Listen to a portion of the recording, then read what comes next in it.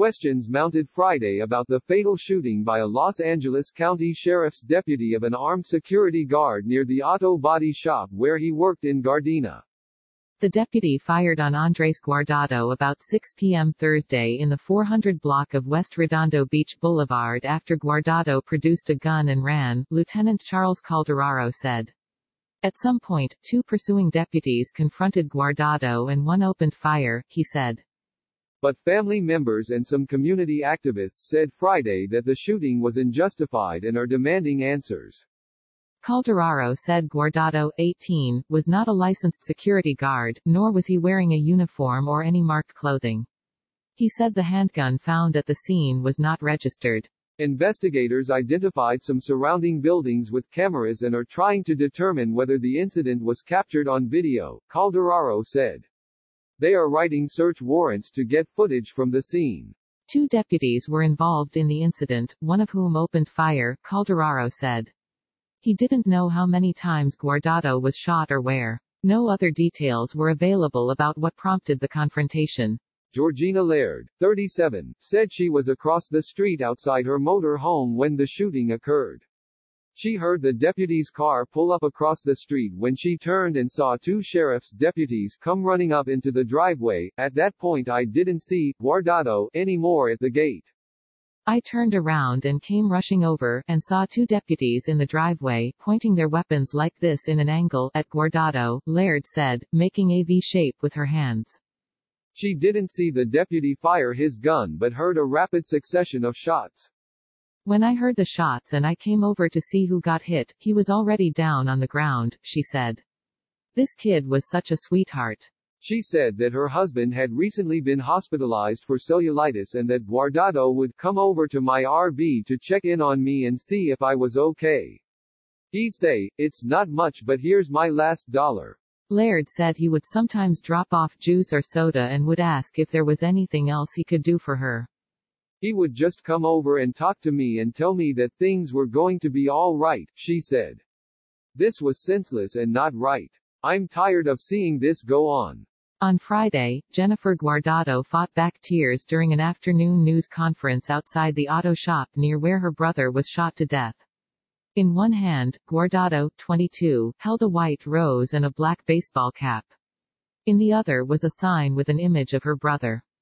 Even if this is the last day I breathe, I'm not holding this back, because I feel it in my soul that my brother was murdered, she said.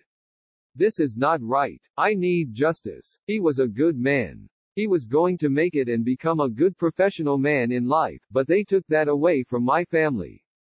My parents are completely destroyed. I didn't even get to say goodbye to him. He was my joy. Naji Ali, activist and director of Project Islamic Hope, addressed the crowd to say, Latino lives matter also, and called the shooting an execution. Cliff Smith of the Coalition for Community Control Over the Police told reporters that there's an epidemic in Los Angeles County and across this country of racist police attacks on primarily brown and black and working class people. He demanded the immediate arrest of the deputy who shot Andres Guardado and that the video surveillance be released. Earlier Friday, a makeshift memorial was set up near the spot where Guardado was killed. Guardado's uncle Noe Abarca, 47, knelt on the sidewalk to light Virgin de Guadalupe candles lined up in front of bouquets of flowers and a plush SpongeBob still in its plastic bag. Above were signs that said, Andres Guardado, 18 years old, murdered by police, justice for Andres, and Rip Andres. My back was turned when they shot me. We want justice. It's the first thing we want, Abarca said in Spanish. We want to know why they killed him. We need the community's support. Abarca, who works nearby, said that when he arrived at the scene Friday morning, sheriff's deputies had already taken security cameras from the area. Neither he nor the shop owner had seen any of the footage. He said Guardado was a good and friendly young man who was working two jobs as a security guard and attending Los Angeles Trade Technical College to become a mechanic or electrician. He was also considering joining the army and had only recently started working at Street Dynamic Autobody. He had no history of trouble, Abarca said. He's never been in detention, and had recently bought a brand new car. We were proud of him, Abarca said, adding that Guardado enjoyed working out in his free time and liked to show off his muscles. He lived in Koreatown with his 2 siblings and parents. His father and mom are destroyed, Abarca said. There are no words to tell them right now. The owner of a neighboring auto body shop said he was shocked by the killing.